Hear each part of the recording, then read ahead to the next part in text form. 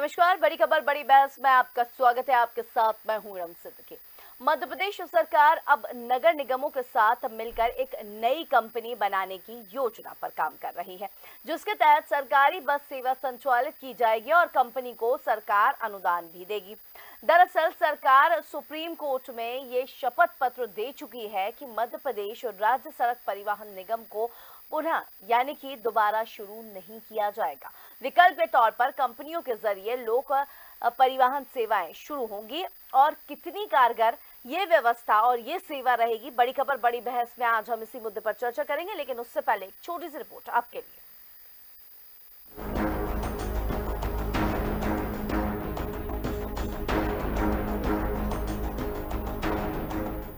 मध्य प्रदेश में राज्य परिवहन निगम को बंद किए हुए लगभग 2 दशक बीत चुके हैं। इस दौरान प्रदेश में निजी बस संचालकों का बोलबाला रहा। हादसे भी बढ़े तो यात्री भी चले जाते रहे। इसे देखते हुए फिर सरकारी बसें चलाने की मांग उठी। प्रदेश के मुखिया की मंशा निगम को पुनः चालू करने की भी रही, लेकिन पता चला कि सरकार पहले ही सुप्रीम कोर्ट में ये शपथ पत्र दे चुकी है कि भविष्य में मध्य प्रदेश राज्य सड़क परिवहन निगम को पुनः शुरू नहीं किया जाएगा। सरकार ने अब विकल्प के तौर पर अब सरकार एक कदम और आगे बढ़ी है। विकल्प के तौर पर अब ये तय किया गया है कि नगर निगमों के साथ एक कंपनी बनाकर सरकारी बसों का संचालन आरंभ किया जाए। फिलहाल सरकार की जितनी एजेंसियां बस संचालन का काम कर रही हैं, उन्हें मर्ज किया जाएगा। बिजली कंपनियों की तरह ही परिवहन सेवा उपलब्ध करवाने का खाका तैयार किया जा रहा है। सड़क परिवहन निगम को पुनः प्रारंभ न करने के पीछे यह वजह है कि राज्य सरकार सुप्रीम कोर्ट में यह शपथ पत्र दे चुकी है कि इस निगम को किसी भी सूरत में दोबारा आरंभ नहीं किया जाएगा। DNN के लिए रवि अवस्थी की रिपोर्ट।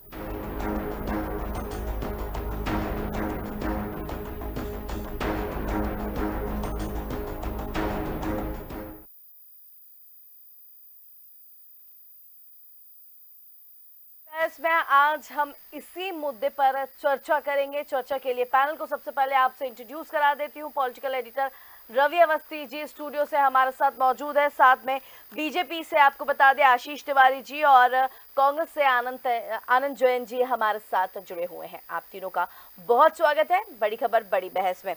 रवि अवस्थी जी, शुरुआत आपसे करेंगे। जिस तरीके से राज्य सरकार ने सुप्रीम कोर्ट में पहले ही ये दे चुके हैं, शपथ पत्र दे चुके हैं कि सड़क परिवहन निगम शुरू नहीं किया जाएगा, क्या वजह और अब ये जो नई व्यवस्था होगी वो कितनी कारगर होगी? देखिए रम, सड़क परिवहन निगम का ये दुर्भाग्य रहा कि वो शुरुआत से यानी स्थापना के समय से ही वो है कहीं ना कहीं राजनेताओं के स्वार्थ का शिकार हो गया। जब तक सड़क परिवहन निगम अस्तित्व में रहा तब तक जो है वो लगातार बसों का घाटा होना, उनकी मरम्मत के नाम पे घोटाले होना और तमाम चीज़ें होती रही और अंततः जो है उसको घाटे में दर्शाकर और 2005 में तत्कालीन बाबूलाल सरकार ने बंद कर दिया। यानी निगम को मतलब अगर कागजी तौर पे बंद हो गया, वैसे चल रहा है कि कर्मचारी हैं चूँकि वो न्यायालयीन मामला है, लेकिन उसके तहत बसों का चलना बंद हो गया। अब सवाल ये है कि पिछले 2005 में निगम बंद होने के बाद फिर जो है आप देखिए किस तरीके से निजी बसें जो है सड़क पर उतरी और उसकी मंशा भी यही थी निगम बंद करने के पीछे कि निजी ऑपरेटर्स को फ़ायदा पहुंचाया जाए। और सबसे बड़ी बात तो हैरत की बात रम ये है इसमें कि देखिए बीजेपी और कांग्रेस दोनों दलों के नेताओं की बसें सड़कों पर दौड़ रही हैं। करीब मध्य प्रदेश में अगर देखा जाए तो इसी समय 37,276 बसें रजिस्टर्ड हैं RTO में और उनमें से 19,000 बसें स्कूलों में चलती हैं, बाकी की बस जो है वो सड़कों पर है, यात्री बसें हैं। अब केवल यात्री बसों में अगर देखा जाए तो 18,276 यात्री बसें हैं, यानी अब पूरे प्रदेश के लिए कितना ये क्या पर्याप्त कही जा सकती है? जाहिर बात है कि नहीं, क्योंकि मध्य प्रदेश का जो भौगोलिक क्षेत्रफल है काफ़ी बड़ा है और ग्रामीण क्षेत्रों में तो आज भी बस सेवाएँ उपलब्ध नहीं हैं। इसके चलते निश्चित तौर पर जो प्रदेश के रहवासी हैं वो कहीं ना कहीं इस बस यात्रा को लेके तो तकलीफ भोग ही रहे हैं, साथ में वो छले भी जा रहे हैं, ठगे भी जा रहे हैं, क्योंकि ना तो बसों की फिटनेस है, ना उनके पास प्रॉपर वो गाइडलाइन का फॉलो हो रहा है, ना यात्री मतलब कंडक्टर ड्राइवर की वर्दी होती है, ना नेम प्लेट होती है, ना उनके डबल गेट होते हैं, ना इमरजेंसी एग्जिट गेट जो है वो भी सफिशिएंट नहीं, मतलब खस्ता हालत में होता है। तो यानी एक तरीके से देखा जाए तो देखिए दुर्दशा का शिकार है और ये सेवा, और इसके चलते समय समय पे जो हादसे सामने आते रहे। अभी दिसंबर में ही गुना में देखिए कितना बड़ा हादसा हुआ था कि 13 यात्री जिंदा जल गए थे। मालूम चला कि वो एक भाजपा नेता के भाई की गाड़ी थी, इसलिए वो उसकी फिटनेस का कई लंबे समय से उसकी फिटनेस सर्टिफिकेट उसके पास नहीं था। तो इस तरह की स्थितियां हैं, निर्मित होती रही है, किसी एक को दोष नहीं दिया जा सकता। लेकिन निश्चित तौर पर ये कहा जाए कि ये सड़क पर जो परिवहन सेवा है वो राजनीति की शिकार हुई या राजनीतिक स्वार्थ की शिकार हुई, तो इसमें कोई मुझे नहीं लगता कि गलत होगा। क्योंकि देखिए आप राजस्थान पड़ोसी राज्यों में बाकायदा सरकारी सड़कें बसें चल रही हैं, चाहे वो गुजरात हो, राजस्थान हो, वहाँ पर भी बीजेपी की सरकार रही है। लेकिन मध्य प्रदेश इस मामले में काफ़ी दुर्भाग्यशाली। अब चूँकि मौजूदा जो मुख्यमंत्री हैं डॉक्टर मोहन यादव, उनकी मंशा है कि सड़क परिवहन निगम चालू हो। जब तहकीकात की गई तो मालूम चला कि पहले ही सरकार पूरी तरह हाथ कटवा कर बैठी है। सुप्रीम कोर्ट में हलफनामा दे दिया गया कि भविष्य में कभी चालू नहीं करेंगे। यानी इतनी पुख्ता व्यवस्था पहले के लोग करके गए हैं। अब आप इससे अंदाज़ा लगा लीजिए कि कितना ज़बरदस्त इस मामले में स्वार्थ रहा होगा इरम। तो उसका अब विकल्प के तौर पर कंपनी बनाकर, जैसे बिजली कंपनी बनाकर बिजली का काम किया जा रहा है, ऐसे ही नगरीय निकायों के माध्यम से कंपनीज बनाई जाएंगी और बसों को लोक परिवहन सेवाएं शुरू करने की डॉक्टर मोहन यादव की मंशा है। उम्मीद की जानी चाहिए कि अब व्यवस्था पटरी पर आ पाएगी। बिल्कुल। आशीष जी, आप क्या कहेंगे? क्योंकि जिस तरीके से देखा जाए, पहले ही सरकार कह चुकी है, राज्य सरकार ने पहले ही सुप्रीम कोर्ट में कह दिया है कि शपथ पत्र दे दिया है कि पुनः इसको शुरू नहीं किया जाएगा। लेकिन वही मुख्यमंत्री डॉक्टर मोहन यादव की ये मंशा है कि लोक परिवहन सेवाएं यानी कि मजबूत हो और बखूबी और अच्छे तरीके से इसकी शुरुआत हो नए सिरे से। जी नमस्कार। देखिए, सरकार की जो मंशा होती है, सरकार जन कल्याणकारी कार्यों करने के लिए उसका दायित्व होता है और उसी को निभाने का प्रयास किया जाता है। आज मध्य प्रदेश की सरकार जो काम कर रही है वो जन हितैषी कार्यों को लेकर काम कर रही है। तो यदि सरकार को लगता है कि हम बहुत अच्छे तरीके से इस काम को कर सकते हैं और पूर्व में जो गलतियां हुई, कमियां हुई, भले ही किसी भी राजनीतिक पार्टी की सरकार रही हो उस समय पे, परंतु राज परिवहन लगातार घाटे में गया। मैं केवल कांग्रेस पे आरोप नहीं लगा रहा हूं, मैं तो ये कह रहा हूं कि कोई भी हो सकता है कि उस समय सरकार रही हो, कर्मचारियों की लापरवाहियों के कारण भी कई बार विभाग के घाटे में चले जाते हैं। तो ऐसी कुछ परिस्थितियां रही हैं, तो इस कारण से उस समय बंद हुआ। परंतु यदि सरकार ने इस पे सभी प्रकार से सर्वेक्षण करके, सभी प्रकार से आकलित करके यदि देखा है कि उसमें लाभ हो सकता है, व्यवस्थित रूप से जनता के हितों के लिए काम किया जा सकता है, तो सरकार ने उसके लिए मन बनाया है और मुझे ऐसी उम्मीद है कि आने वाले समय में कुछ अच्छा ही होगा। चलिए, ठीक है। आनंद जैन जी, आप क्या कहेंगे इस पर? जब सरकार अपने हाथ कटा चुकी है तो कंपनी बनाने के लिए भी प्राइवेटाइजेशन का सहारा तो लेना ही पड़ेगा। तो फिर ये नौटंकी क्यों? सीधे सीधे प्राइवेट में जो चल रहा है उनको आप आगे बढ़ाइए, क्योंकि न तो सरकार के पास पैसा है, न सरकार के पास एडमिनिस्ट्रेशन है, न सरकार के पास व्यवस्था है। तो फिर नए सिरे से कंपनी बना के क्या कर फायदा है? सीधे सीधे प्राइवेट लोगों को फायदा देने के लिए बीजेपी सरकार ने किया है, तो सीधे देख के उनको काम करें। एक भ्रष्टाचार का एक नया अड्डा बना के कोई फायदा थोड़ी कंपनी बना। क्या कहेंगे रवि जी आप? क्योंकि बिल्कुल बिल्कुल बसे तो जी, कंपनी में बसे तो बीजेपी के लोगों की ही चलेगी या अधिकारियों की चलेगी। तो बसें कोई दूसरी जगह से तो आने वाली है नहीं। तो मैं चलाऊं या बीजेपी चलाए या कंपनी चलाए, बात तो एक ही है। तो क्यों एक सरकार अपना भ्रष्टाचार के रूप में एक नई कंपनी को खड़ा करके उसके खर्चे भी जनता पे डालना चाहती? ठीक है, क्या कहेंगे रवि जी आप इस पर? है वर्तमान व्यवस्था उसमें यानी 9,000 बसें जो लगभग जो चल रही हैं, 18,000 जो 276 यात्री बसें चल रही हैं, उनमें लगभग 9,000 यानी 50% की लगभग जो है वो पॉलिटिशियंस की बसें हैं। और उस पॉलिटिशियंस में भी 45% भाजपा के लोग बताए जाते हैं और 5% कांग्रेसी नेता हैं। तो जाहिर बात है, मतलब मिल बांट के सब काम चल रहा था। अब जिसकी सत्ता उसका वाली बात हो गई है। हालांकि देखिए, मैंने पहले भी कहा कि निगम की जब स्थापना हुई थी अर्जुन सिंह जी के कार्यकाल में, बल्कि उससे पहले थोड़ी, तो उस समय भी लगातार जो है वो उद्देश्य यही था कि आम आदमी को जो है वो सरकारी बस सेवा उपलब्ध कराई जाए, ताकि वो आसानी से आवागमन कर सके, लेकिन वो भेंट चढ़ लेकिन गई लेकिन राजनीति। रवि जी आप एक देखिए, चीज ऐड करना नहीं चाहूंगी नहीं, जी इसमें। जी, एक चीज और ऐड करना चाहूंगी, आम आदमी का लगातार सभी जिक्र कर रहे हैं, लेकिन आम आदमी को फिर भी अगर कंपनी बना दी जाती है, इन कंपनियों को भी मर्ज कर दिया जाता है, तो आम आदमी की जेब पे तो फर्क पड़ेगा ही ना। नहीं रम, देखिए वो दरअसल जो, अब अगर आप थोड़ा सा एक उदाहरण इसको समझें तो जैसे भोपाल में आप देख लीजिए, इंदौर में देख लीजिए कि जिस तरह कंपनीज बनाकर जो बसेस चलाई जा रही है रेड कलर की, SECL हो या दूसरी अलग अलग कंपनियां हैं, उसी तरह की बस सेवाएं जो है वो ग्रामीण क्षेत्रों में तैयार मतलब पहुंचाने की व्यवस्था है, क्योंकि अभी तक ये जो ज़्यादातर बसें हैं वो शहरी क्षेत्रों तक सीमित है और ग्रामीण क्षेत्रों में प्राइवेट बसेस चल रही है। तो उद्देश्य वही है कि इन कंपनियों के माध्यम से, जैसे बिजली कंपनियां बनाई गई, 5 बिजली कंपनियों के माध्यम से अलग अलग क्षेत्र के हिसाब से जो है वो बिजली आपूर्ति और तमाम चीज़ें की गई, इसी तरह अलग अलग कंपनीज बनाकर और एक तरीके से उनका संचालन होगा। और उसमें हालांकि अभी देखिए ड्राफ्ट तैयार किया जाना है, इसमें आगे काफ़ी कुछ काम होना है, लेकिन जो प्रारंभिक जानकारी है वो यही है कि इस तरह की कंपनीज बनाएंगी और नगरीय निकाय जो है उनका संचालन करेंगे ना। नगर निगम, अभी भी देखिए नगर निगम ही भोपाल में बसों का संचालन कर रहा है या इंदौर में कर रहा है। तो स्वाभाविक तौर पर सरकार उसमें ग्रांट भी देगी, क्योंकि अब देखिए सरकार के पास ना तो ज़मीन बची है, क्योंकि एक एक करके लगभग साल में अगर मतलब महीने में अगर 4-5 कैबिनेट होती थी तो 2-3 कैबिनेट में एक ही बात का जिक्र होता था कि फला बस स्टैंड की ज़मीन जो है वो बेचना है। ऐसे करते करते आप देखिए कि निगम मुख्यालय से लेकर और तमाम बस स्टैंड की जो ज़मीनें थी वो तब खुर्द-बुर्द हो गई, बिक गई। तो जाहिर बात है कि अब सरकार के पास ना तो बस स्टॉप की ज़मीन बची, बस स्टैंड की ज़मीन भी नहीं बची है। तो अब ऐसे में जाहिर बात है कंपनीज का सहारा लेना पड़ेगा और वो कंपनी जो है अपनी व्यवस्था करेंगी कि कहाँ उनको बस स्टॉप बनाना है, कहाँ पर उनको सुविधाएं रुकना है, तमाम तरह की चीज़ें होंगी।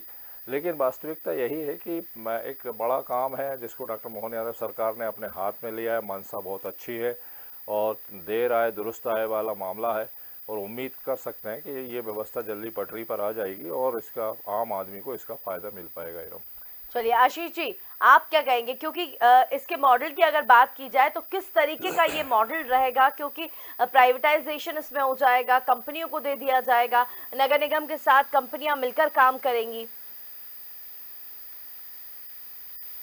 देखिए, सरकार का अभी मॉडल जब पूर्ण रूप से तैयार हो जाएगा तभी उस पर कुछ बोल पाना संभव होगा। जी। परंतु मैं ये कह सकता हूँ पूर्ण विश्वास के साथ में कि मध्य प्रदेश की सरकार लगातार ऐसे कामों को करने का प्रयास करती रही है जिसका सीधा लाभ जनता को मिल जाए। और आपने देखा कि हमने जो प्रारंभ से ही, जब से हमारी सरकारें बनी, हमने सबसे पहले सड़कों के जाल को बिछाने का काम किया, फिर सड़क, पानी और बिजली, इन 3 पे काम किया। अब हमारे साथ सड़क तो हमारी तैयार हो गई, सड़कें आज बहुत अच्छी स्थिति में हो गई। वो मध्य प्रदेश 2005 के पहले, 2003 के पहले का मध्य प्रदेश देखते थे और आज के मध्य प्रदेश में तो बड़ा परिवर्तन है। और मुझे ऐसा विश्वास है कि आने वाले समय में जो हमने सड़कों का जाल बिछाया, धीरे धीरे गांव तक हमारी सड़कें पहुंची और आज उन सड़कों पर चलाने के लिए सरकार की मंशा है कि गाड़ियां भी अच्छी होनी चाहिए। तो ये सरकार का एक अच्छा निर्णय है और मैं पूर्ण विश्वास के साथ कह सकता हूँ मध्य प्रदेश की जनता के सामने कि मध्य प्रदेश के अंदर अच्छी बसें चलेंगी और बसों के चलने से या परिवहन से मध्य प्रदेश की जनता को भी राहत मिलेगी और मध्य प्रदेश के विकास में ये सहायक होगा। चलिए आनंद जी, आपसे जानूंगे, जिस तरीके से अभी सड़कों का जिक्र किया यहाँ पे आशीष जी ने कि सड़कें दुरुस्त है, अब तैयारियां लगभग पूरी हो चुकी है, मॉडल भी ऑलमोस्ट पूरा हो चुका है, लेकिन जल्द ही वो सामने आएगा। तो क्या कहेंगे आप कि किस तरीके की व्यवस्थाएं देखने को मिलेंगी, क्योंकि लोक परिवहन सेवा की हमने सेवाएं भी देखी है, तस्वीर भी देखी है, और अब ये एक नई तस्वीर लोक परिवहन सेवा की। ये नई तस्वीर नहीं है मैडम। अभी नगर निगम खुद तो अपने आप को, इंदौर का हो या भोपाल का हो, कोई भी नगर निगम खुद तो चल नहीं पा रहे हैं, खुद तो घाटे में है, उसके एडमिनिस्ट्रेशन में कमियां हैं। और वो एक नई कंपनी बना के अगर ये गाड़ियां, बसें चलाएंगे तो कैसे संभव है? एडमिनिस्ट्रेशन तो वही है, सरकार वही है, अधिकारी वही है, कैसे चलेगा? और एक नया लोड आप जनता पे देने की बात कर रहे हैं। अभी प्राइवेटाइजेशन में कम से कम कॉम्पिटिशन है तो जनता को सीधा फायदा तो मिल रहा है कंपटीशन को देखते हुए। तो आज AICTL के जो पहले लोक परिवहन की बसें 150 रुपए लेती थी, वहाँ 450 रुपए ले रही है। तो सुविधा देना और सुविधाओं का पैसा लेना, तो उसमें सरकार का क्या रोल है? सरकार कुछ भी नहीं कर रही है, सिर्फ बता रही है, पब्लिसिटी कर रही है कि हम ये कर रहे हैं, पर उससे आम जनता को क्या फायदा मिल रहा है? आप ग्रांट भी ले रहे हैं, ग्रांट भी दे रहे हैं, कंपनी के लिए फैसिलिटी भी दे रहे हैं, तो जनता को फायदा नहीं मिल रहा है। तो आप क्यों कंपनी बनाकर ये नया भ्रष्टाचार का अड्डा बनाना चाहते हैं? और चलिए, उससे जनता को कोई फायदा नहीं होने वाला है। आप उसके बजाय तो प्राइवेट में आप लाइसेंस दीजिए, कंपटीशन में आप टेंडर दीजिए बसों के, तो उसमें शायद ज्यादा फायदा जनता का हो सकता है। कुछ कहना चाहेंगे आशीष जी जवाब में आनंद जी के? देखिए, आशीष जी। आनंद जी की जो स्थिति है वर्तमान में कि कांग्रेस की ओर से बैठे हुए उन्हें बोलना है, और मैं ये कह सकता हूं कि कांग्रेस संपूर्ण देश के अंदर और प्रदेश के अंदर निराशा से भरी हुई है। उनके मन में ये भाव ही नहीं आ पा रहा है, वो आशा ही नहीं जग पा रही है कि प्रदेश में कुछ अच्छा भी हो सकता है। क्योंकि जब इनके सरकारें हुआ करती थी तो मुझे याद है कि दिग्विजय सिंह जी उस समय पे मुख्यमंत्री हुआ करते थे, और उस समय पे यदि कोई कर्मचारी रिटायर्ड हो जाता था तो वह पद समाप्त कर दिया जाता था। तो इनके द्वारा तो लगातार ऐसी परिस्थितियां निर्मित की गई, और उस समय के वो दौर भी हमें याद है कि जब शिक्षकों की ये भर्ती करते थे तो 500 रुपए में करते थे। तो इनके दौर की गलतियां, कमियां तो आज मैं ये कह सकता हूं गिनाने के लिए हजारों की संख्या में है। परंतु मध्य प्रदेश की सरकार की मंशा बहुत स्पष्ट है इस मामले को लेकर कि मध्य प्रदेश के अंदर परिवहन की सुविधा भी लोगों को मिले, इसके लिए हम प्रयास कर रहे हैं। और मैं इतना विश्वास के साथ कह सकता हूं सरकार की ओर से कि आने वाले समय में एक अच्छा परिवहन मध्य प्रदेश के अंदर होगा। लेकिन आशीष जी, मेट्रो का भी खासा इंतजार है जनता को, मध्य प्रदेश की जनता को। देखिए, मध्य प्रदेश के अंदर आप देख रहे हैं कि लगातार हमने परिवहन को लेकर चिंता जो सरकार की थी उस पर काम किया है। मैं इतना विश्वास के साथ कह सकता हूं कि आने वाले समय में इस योजना का लाभ सीधे जनता को अच्छी स्थिति में मिलेगा, वही सरकार की मंशा है। चलिए, आप बात से भटक गए आशीष जी। चलिए रवि जी, मैं आपसे जानना चाहूंगी, क्योंकि जिस तरीके से देखा जाए, अगर मेट्रो का जिक्र किया जाए, मेट्रो की स्थिति अभी हमारे सामने है। जल्द हम चाहते हैं कि मेट्रो की भी शुरुआत हो और मेट्रो की सेवाएं भी आमजन को और लोकजन को मिले, लेकिन उससे पहले ही सरकार की एक नई और मंशा लोक परिवहन को फिर से शुरुआत करना।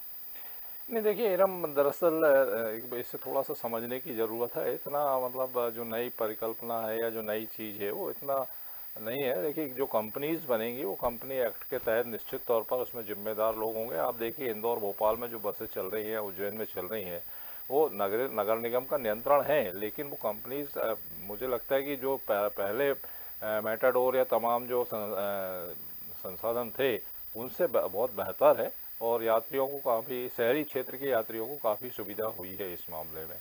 किराया भी वाजिब है, किराए पर भी नियंत्रण है। इसके अलावा उनमें तमाम वो पैरामीटर्स का भी, गाइडलाइंस का भी फॉलो किया जा रहा है। तो ऐसे ही अब ग्रामीण क्षेत्रों के लिए भी चूँकि उनको एक्सटेंशन किया जाना है, क्योंकि जो तो शहरी क्षेत्र में बसें चल रही है, अगर गाँव तक बसें पहुँचाना है तो जाहिर बात है कि कई कंपनीज बनेंगी और अलग अलग क्षेत्र के हिसाब से वो उनका संचालन होगा। और इसमें एक तो सरकार को बड़ी रकम भी नहीं लगानी पड़ेगी, ठीक है, ग्रांट देगी सरकार, लेकिन संचालन पर पूरा नियंत्रण कहीं ना कहीं उन निकायों के माध्यम से सरकार का होगा, और जिम्मेदारी भी तय होंगी। और आप देखिए कि सबसे बड़ा परिवर्तन तो जो आने वाला है परिवहन के क्षेत्र में है, वो ई बसेस वगैरह आना शुरू हो गई हैं। तो निश्चित तौर पर उसमें यात्री किराए में भी कहीं ना कहीं सहूलियत मिलेगी, बस संचालकों को भी राहत मिलेगी और यात्रियों को भी किराया। और रवि जी, ये जो दुर्घटना के आंकड़े लगातार बढ़ते जा रहे हैं, फिटनेस नहीं होना, ये नहीं होना, वो दरअसल क्या है कि जो प्राइवेट बसेस जो अभी जो फिटनेस नहीं लेते हैं, सांठ गांठ करके, अब देखिए मैंने जैसे गुना का उदाहरण दिया, तो गुना के उदाहरण वो बस जो थी वो कई सालों से उसका फिटनेस सर्टिफिकेट मतलब बने ही नहीं था। तो इस तरह की जो कई हादसे सामने आते, चूंकि कंपनी जब काम करती है तो निश्चित तौर पर वो तमाम पैरामीटर्स को फॉलो भी करती है। कर्मचारियों का भले पीएफ का मामला हो या तमाम और जो गाइडलाइंस हैं उनको तो फॉलो करना ही पड़ता है, उसके बाद सड़क पर बस उतार सकते हैं आप, क्योंकि बड़ी कंपनीज है। जाहिर बात है कि कोई ऐसा तो है नहीं कि एक दो बस उठाई मार्केट से और अपना सड़क पर छोड़ दी, तो ऐसा नहीं है। मतलब वो एक तमाम तरह की बंदिशें रहेंगी, गाइडलाइंस रहेंगी, उसके हिसाब से फॉलो होगा। तो निश्चित तौर पर इस लोक परिवहन सेवा, भाई सड़क परिवहन निगम क्या है, उसका एक मुख्यालय भोपाल में था, बाकी सब जगह संभागीय कार्यालय थे, वहाँ से बसें संचालित होती, व्यवस्था वही की वही है। बस फर्क इतना है कि अब वो निगम की जगह कंपनीज जो है वो उसको अलग अलग क्षेत्रों में उसको डायरेक्ट करेंगी। तो मुझे लगता है कि अब जो जहाँ तक मेट्रो की बात है, तो देखो मेट्रो की सेवाएं तो सीमित है इरम। अगर भोपाल की मेट्रो की बात करें तो ज़्यादा से ज़्यादा मंडीदीप तक चल पाएंगे या सीहोर तक चल पाएंगे, उससे ज़्यादा तो व्यवस्था हो नहीं सकती। लेकिन अगर दूरस्थ अंचलों तक पहुँचाना तो बस एक बड़ा माध्यम है, और मुझे लगता है कि लोक परिवहन कंपनीज जो बन रही हैं उनके माध्यम से जब बसें गांव-गांव तक पहुंचेगी, देखिए ये तो सही है कि इंफ्रास्ट्रक्चर डेवलपमेंट बहुत तेजी से हुआ है। आज प्रधानमंत्री ग्राम सड़क में गांव-गांव तक सड़कें बन गई है, लेकिन भाई यात्री बसें भी तो होना चाहिए ना वहां तक पहुंचने के लिए। तो वो जरूरी है कि जब बेहतर सड़कें बन गई, अच्छी सड़कें हैं, तो और बसों की व्यवस्था की जाए, तो मुझे लगता है कि ये कंपनी के माध्यम से जो डॉक्टर मोहन यादव ने सोचा है कि गांव-गांव तक बस सुविधा उपलब्ध हो जाए लोगों को, तो उम्मीद की जानी चाहिए कि ये बेहतर साबित होगी। तो ठीक है, आनंद जैन जी एक छोटा सा कमेंट आपसे और लूँ जी। बात तो वही है कि जो काम प्राइवेट वाले लोग करना चाहते हैं, निगम ऑलरेडी संभल नहीं रही है, मेट्रो का प्रोजेक्ट अभी संभल नहीं रहा है। प्राइवेटाइजेशन में अगर मान लो फिटनेस की प्रॉब्लम है तो आरटीओ अधिकारी अपना ढंग से काम नहीं कर रहे हैं, तो दोनों चीजें अलग अलग है। पर सरकार इस पर क्यों नियंत्रण रखना चाहती है पता नहीं, और सरकार इसके सोए हुए हाथी को क्यों जगा के अपना खर्चा बढ़ाना चाहती है, जिससे जनता को भी कोई फायदा होने वाला नहीं है। तो अगर आपको देना ही है तो कंपटीशन में आप टेंडर दीजिए और उस पर निगरानी रखिए ना। उसके लिए आप कंपनी में आप क्यों इन्वॉल्व हो रहे हैं कंपनी? मेरा सवाल ही प्रश्न ये है कि आप क्यों इन्वॉल्व होना चाहते हो उस कंपनी में? आपने एमपीवी की कई कंपनियां बनाई, लोगों का खर्चा तो बढ़ गया, 2 रुपए यूनिट से 10 रुपए यूनिट हो गया, जनता को क्या फायदा हुआ? तो वही स्थिति आज लोक परिवहन में अगर आप निगम का पार्टिसिपेशन होगा तो उनका वर्कलोड बढ़ेगा, काम बढ़ेगा, और वो खर्चा कौन बियर करेगा? अल्टीमेटली देना तो जनता को ही है। चलिए तो इस ठीक है, तरह से मुझे नहीं लगता कि कोई इसमें कोई फायदा होने वाला है प्रदेश। ठीक है, चलिए बहुत शुक्रिया आनंद जैन जी आपका भी, आशीष जी आपका भी बहुत शुक्रिया, और रवि जी आपका भी बहुत शुक्रिया। तो मध्य प्रदेश में राज्य परिवहन निगम को बंद किए हुए लगभग 2 दशक हो चुके हैं। अब फिर से मध्य प्रदेश सरकार के मुखिया की फिर से मंशा है कि उसे दोबारा शुरू किया जाए, लोग सेवा दोबारा शुरू हो जाए। तो बड़ी खबर बड़ी बहस में आज हमने इसी मुद्दे पर चर्चा करी। चर्चा के लिए पैनल का बहुत शुक्रिया। आप देख रही है DN न्यूज़। नमस्कार।